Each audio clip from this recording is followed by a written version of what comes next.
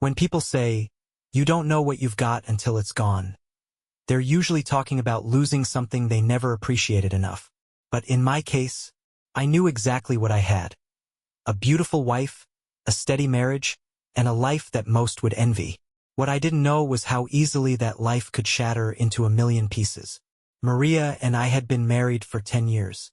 She was the kind of woman who turned heads without trying, effortlessly graceful, with a laugh that could light up any room. We had built a life together that seemed picture-perfect. A nice house, good friends, and plans for the future. But behind the polished exterior, cracks were forming. I just didn't see them until it was too late. It started subtly. Her job as an event planner required her to spend long hours at the office. Late-night calls, weekend, team-building exercises. At first, I didn't think much of it. Maria was ambitious, always striving for the next big thing. But then came the little changes. The guarded phone, the sudden distance, and worst of all, the scent of unfamiliar cologne lingering on her clothes when she hugged me goodnight. I tried to push the doubts away. This was Maria, the woman I trusted with my life. But doubts don't disappear just because you ignore them. So I started paying attention, watching, listening, waiting, and what I found was far worse than anything I could have imagined. It was one Wednesday night when the first crack turned into a gaping hole. Maria had left for another team dinner. I stayed home, sipping coffee in the dark, the uneasy feeling in my gut growing stronger. Out of nowhere, her phone buzzed on the kitchen counter. She'd left it behind first. Couldn't resist. The message preview read, "Tonight was incredible. Same time next week." The message was from a colleague of hers, James, a man I'd met several times at office parties. His texts continued to flood her phone over the next hour, each one more incriminating than the last. And the pictures? Let's just say they told me everything I needed to know.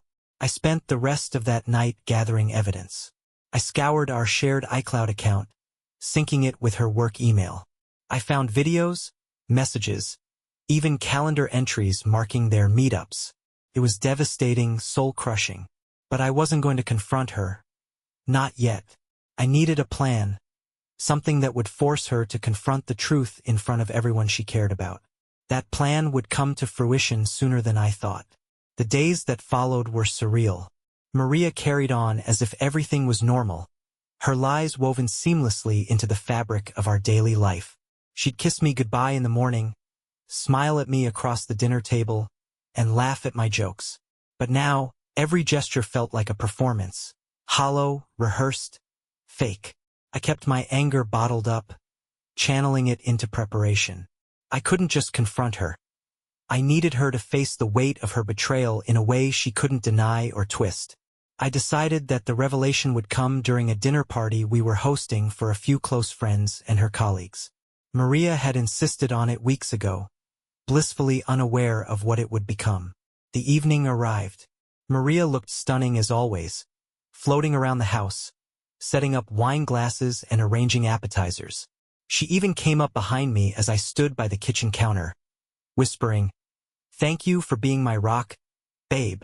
The irony of her words nearly made me laugh out loud. By the time our guests arrived, I had everything ready. The evidence was queued up on a USB drive, hidden in my pocket. A sleek black folder with the divorce papers sat on the coffee table, inconspicuous yet waiting to deliver the final blow. As the night wore on, Maria played the perfect hostess. James was there too, of course. He was slick, confident, and utterly unaware that he was standing on the edge of a trap. They exchanged glances and subtle smiles throughout the evening, a silent language only they understood. It made my blood boil, but I kept my composure. Finally, when everyone had moved into the living room for dessert, I seized the moment. "Hey, everyone," I said, standing up with a glass in hand. "Before we finish the night, I've got a little surprise to share. It's something Maria and I worked on together." Maria's face lit up in confusion. "We did? Oh, trust me, you had a big part in this," I said, smiling tightly. I walked over to the TV, plugged in the USB, and pressed play. The screen flickered to life, and for a moment, everyone stared in silence. Then the murmurs began. At first, it was just text, screenshot after screenshot of Maria and James' messages. But then came the videos. Grainy but unmistakable footage of Maria meeting James in parking lots, hotels, even our home while I was at work. The room was dead silent except for the audio of their whispered promises and stolen kisses. Maria froze, her face a mix of horror and disbelief. "Turn that off," she whispered sharply, standing up. "What are you doing?" I ignored her, letting the videos play as the guests exchanged stunned glances. James shifted uncomfortably, his face pale. "This, ladies and gentlemen," I said, my voice steady despite the chaos in my chest, "is what my wife has been doing during her late nights." Maria lunged for the remote, but I caught her wrist, gently yet firmly. "Sit down, Maria. You owe everyone here an explanation." Her eyes filled with tears as she stammered. I don't know what you're talking about. It's not what it looks like." "It's exactly what it looks like," I said, holding up the folder. "And here's the paperwork to make it official. I'm done, Maria. You can have James and all your lies. I'm out." I left the room, the echoes of her sobs and our guests' gasps trailing behind me. I didn't look back. As I drove away that night, the weight I'd been carrying for weeks lifted off my shoulders. The house, the guests, Maria. None of it mattered anymore. I had prepared for this moment, but I wasn't prepared for the strange sense of peace that came with leaving it all behind. I checked into a hotel a few miles away and sat on the edge of the bed, staring at the divorce papers in my hands. I had signed them weeks ago, but tonight they finally felt real. I thought about the life I'd built with Maria and how easily it had been destroyed. I wasn't angry anymore. I was just tired. The next few days were a whirlwind of legal meetings, moving my belongings into storage, and avoiding calls from Maria. She tried everything. Tears, apologies, angry voicemails. But I didn't respond.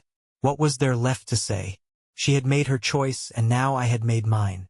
A week later, I got a message from James. I hadn't blocked his number yet. Curiosity got the better of me. His text was short and bitter. "You ruined everything. Hope you're happy." I laughed out loud. Ruined everything? I wasn't the one who had been sneaking around, living a double life.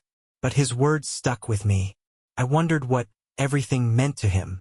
His job, his affair, his reputation. It didn't matter. They could have each other. They deserved each other. Months passed, and I started to rebuild. I moved into a small apartment downtown, focused on my work, and reconnected with old friends. Life felt simpler, lighter. The ghost of Maria lingered in the quiet moments, but I didn't miss her.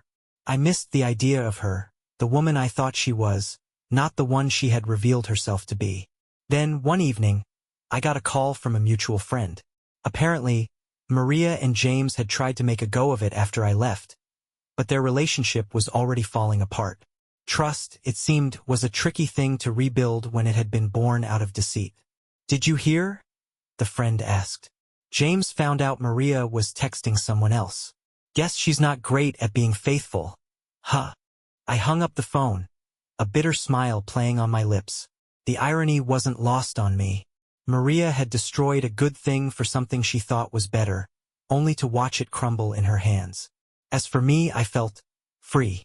Free from the lies, the games, and the constant effort of holding together something that was never as strong as I'd believed.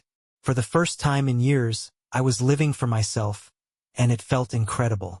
Looking back, I don't regret exposing Maria the way I did. It was harsh, yes, but it was also necessary.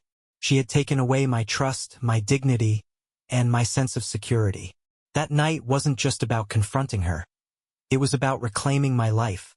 If there's one thing I've learned, it's that betrayal doesn't have to define you. It can break you, yes, but it can also set you free.